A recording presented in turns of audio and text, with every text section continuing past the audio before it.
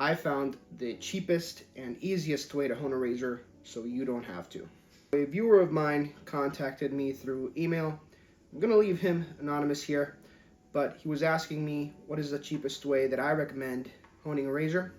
And so this is my channel, this is what I've been experimenting with, and this is what I recommend. So this video is a longer one than usual. I will separate it into two sections. The first section will go over why it's cheaper and why it's more efficient, why I recommend it over other methods that are out there. And the second part of the video, we will do a shave test with it. If you look in the bar below, I will have some chapters, and that way you can go through the honing and explaining, or you can go straight to the shave. Some of the topics that I talk in this video I think are not just beneficial for beginners, but there's also some mistakes I see some veterans doing. So I think this video is good for everybody. And if you have something that you can add to this topic, by all means, make sure you leave your comment in the comment section below. And yeah, just have an open discussion.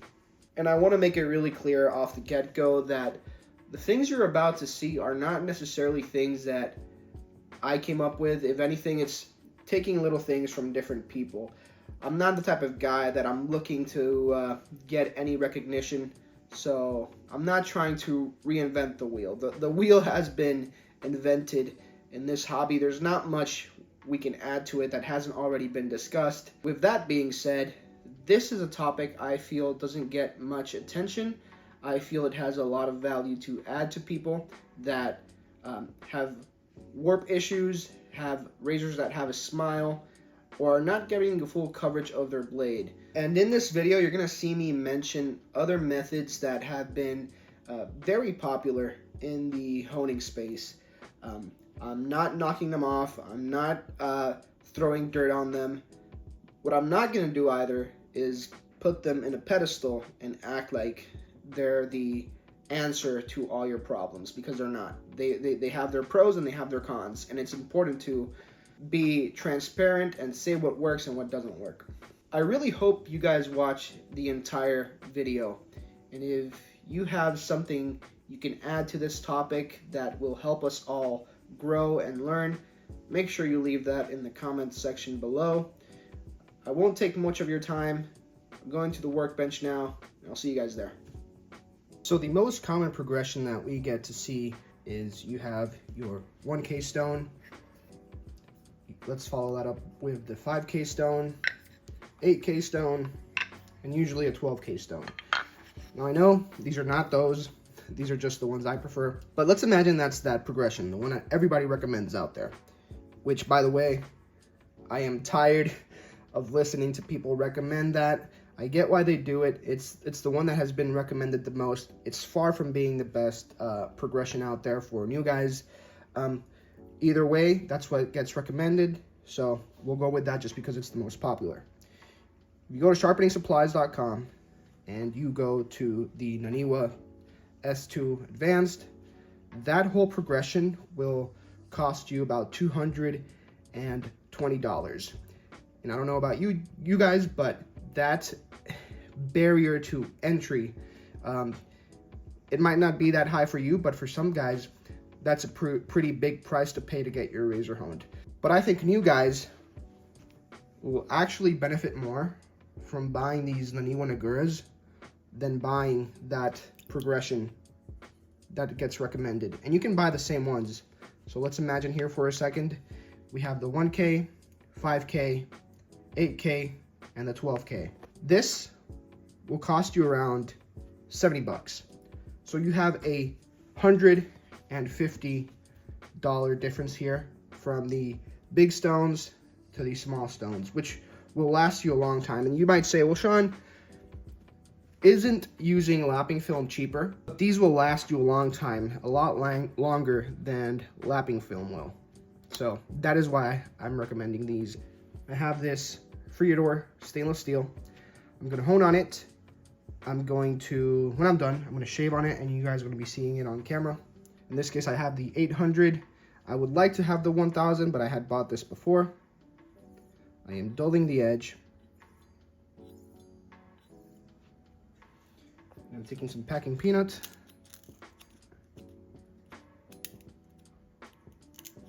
I like watching the Superior shave, and he hones this way with his convex stones. He has that lapping film system. I feel like the Naguras are a little bit better.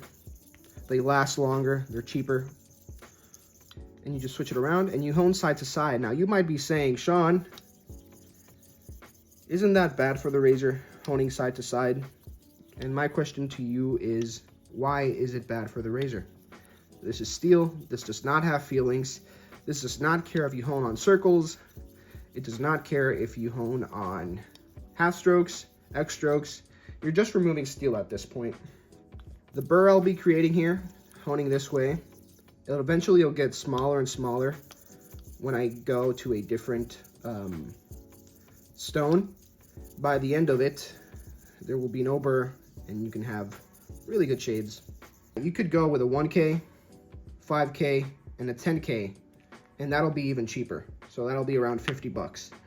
So you can get a 1.5K progression, 1.5 to 10 progression for very cheap. I think you could go to Sharpening Supplies and buy some paste, some diamond paste that is 16K equivalent or 30K equivalent, and you'll get an even better shading razor. Especially with new guys out there, they're like hyper focused on keenness this, keenness that. They think they need a 12K stone to shave, when in reality it's just about learning how to hone on different mediums and learning how to shave on different mediums. It's not just about being a good honer.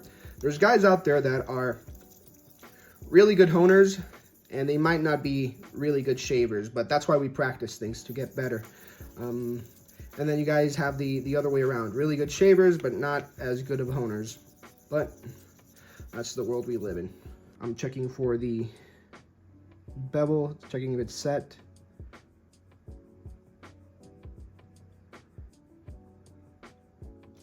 Now the contact area is so small that you will not need to use a lot of pressure.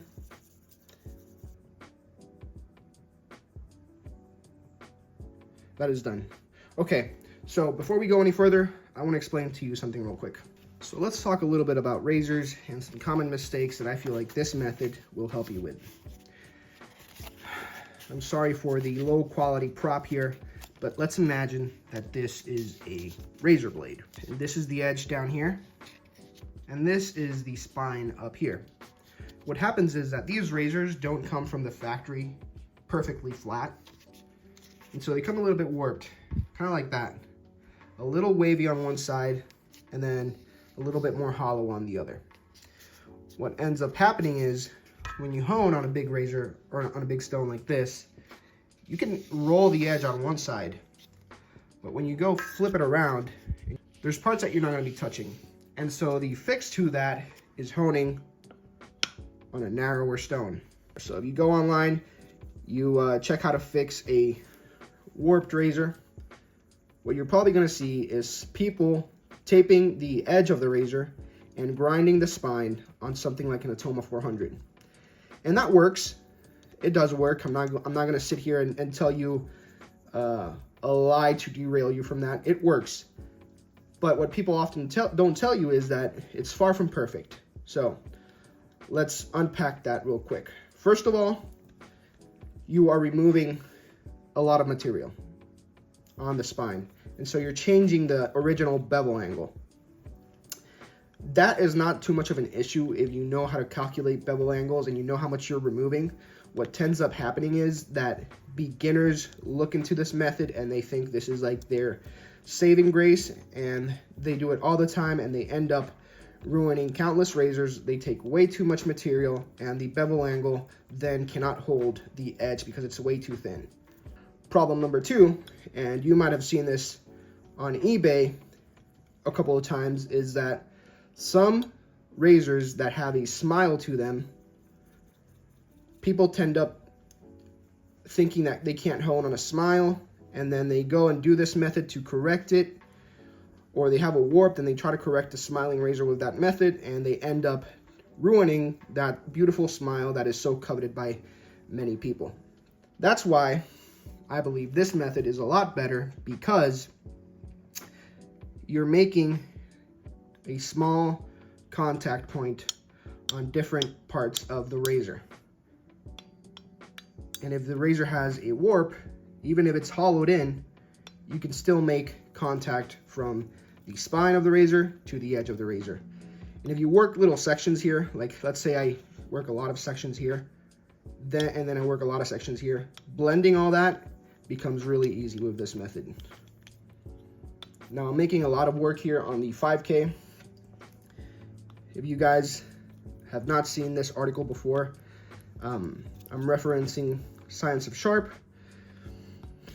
In Science of Sharp, with the EMS microscope that he has, he found out that at the 3 micron level, in this case for Naniwa, it's the 5K. For Shapton, it's 4K. But on the 3 micron level, the razor bevel gets the thinnest it's ever going to get. So that's where you maximize your sharpness. I'll put the link on the description below for those who are interested. You guys can check it out. Basically, that's why I always say max out your razors on the 5K or 4K, depending on what you have, and make sure that the keenness is there, the sharpness is there, I'm sorry. Keenness comes after that.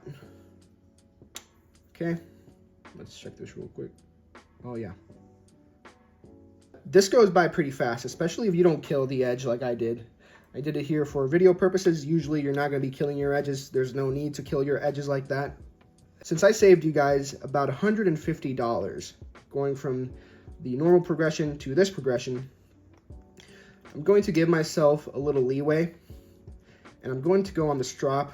I have some paste there, some diamond paste, and that will cost you around, well, I think $10 at the most.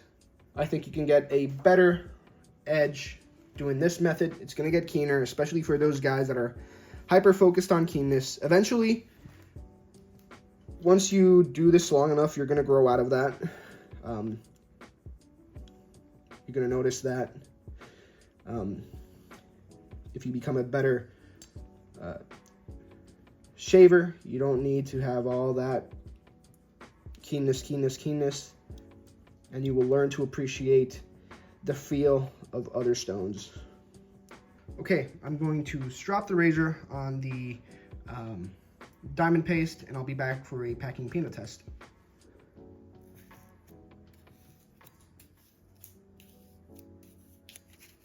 I always find here on the side it's a lot easier, and that is falling into the cloud. That's silent, silent,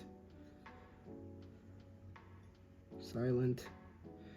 Now this is the easy side of the hair, the one that grabs. I'm going towards the side that doesn't grab. Now this one made a noise, and that one made a noise. That one was a little bit more silent, but as you guys can see, oh, that one was silent, beautiful. And that's on the hard side. As you guys can see, a bunch of hair, both sides of the hair. Packing peanut, falling into the cloud.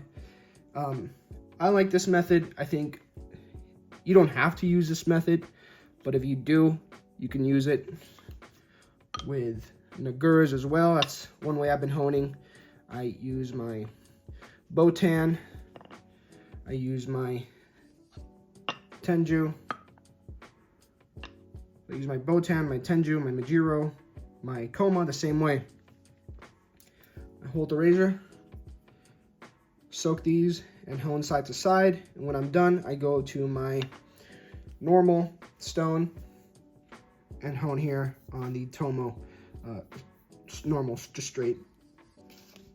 So it's not just with the Nagura from Naniwa that you have to do this. What I'm recommending here is maybe try honing with narrower stones. That way you will not have to ruin a razor to get it to work. The road you want to take here is yours to take. So you're the master of your own destiny. I like this method because I see a lot of guys, especially veterans because they've been doing it for so long that they think that they have nothing else to learn. You have all this back part that's not hitting the stone. I like to shave with my entire blade. So I like shaving with my toe, and I like shaving with my heel. So in this case, a lot of guys hone like that. With this, you're making sure that you're honing the entire blade, not just little segments. So if you sticked around until now, I'm gonna go shave with this razor, and I hope you guys come with me. See you there. Okay, so we're getting ready for the test of the Nagura progression, honing side to side. This is just water because I want to make sure you guys see what I'm doing. Today I am using Cherry Pie by Ariana and Evans, just because I know you guys are going to ask me what I'm using. And I believe this is the Kaizen base. I'm not sure. I think it's the Kaizen base. But let's get lathering. I like having a really wet face. Thank you, Eric, and thank you, Greg Gallant, for the advice of using a really wet lather. Really wet face, I'm sorry, and lather as well. Usually soap doesn't taste that good, but in this case, this one, Cherry Pie, if you do end up eating it, it actually tastes good. So it has oud and cherry and rum. One thing to point out, this razor is stainless steel. It has a slight smile. So stainless steel is usually harder to hone. Let's see how it works.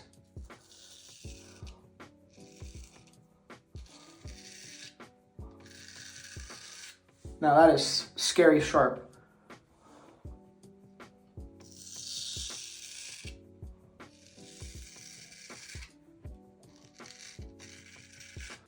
So let's see how the heel of the razor is doing, because that's usually something that new guys do not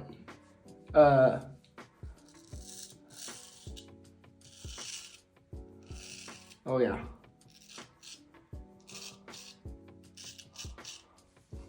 Yeah.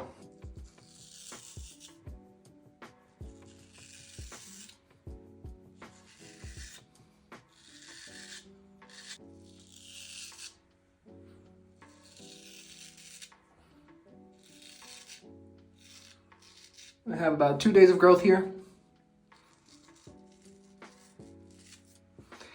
And I'm going straight against the grain, and if you notice, my angle is, I don't have an angle, I'm just touching my skin with the spine of the razor.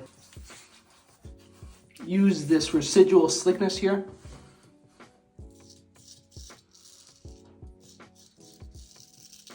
To go with the grain.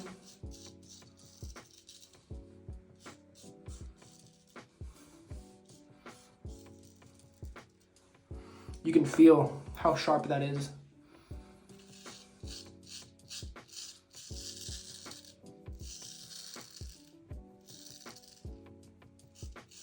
And that is some slick shit.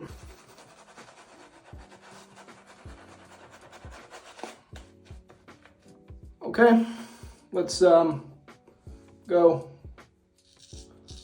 across the grain.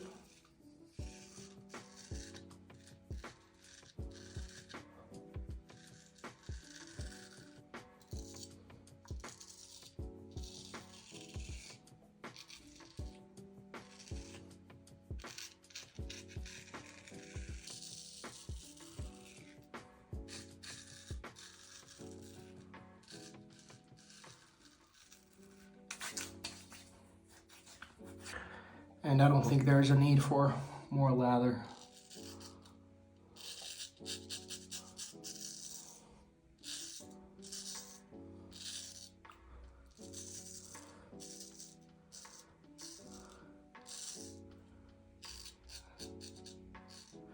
It's something I've been playing around with. I go without lather but it's not every soap. It has to have really good residual slickness.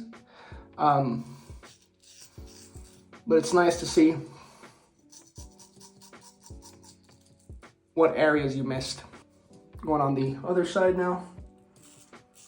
This is the, using my left hand, so I'm not as proficient here.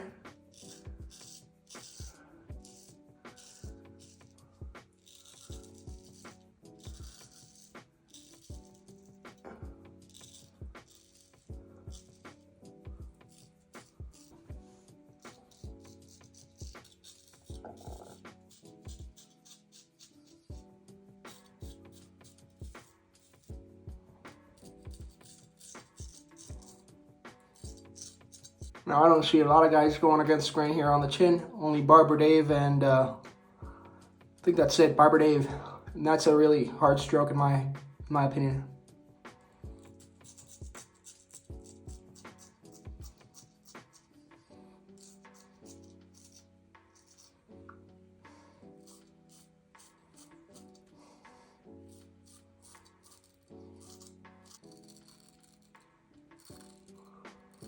Fool's pass.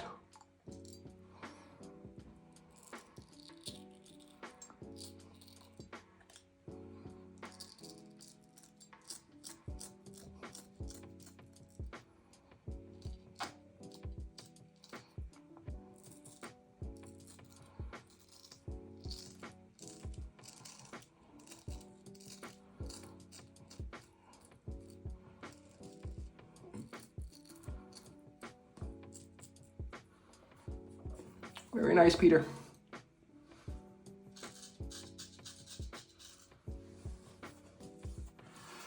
So there you go. That was the Naniwa Nagura progression.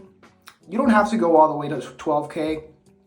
You can go 10K, 5K, 1K. That will drop the price down, and you can have some passage drop, or you could buy a caudicle. Sharpening Supplies sells a little small caudicle.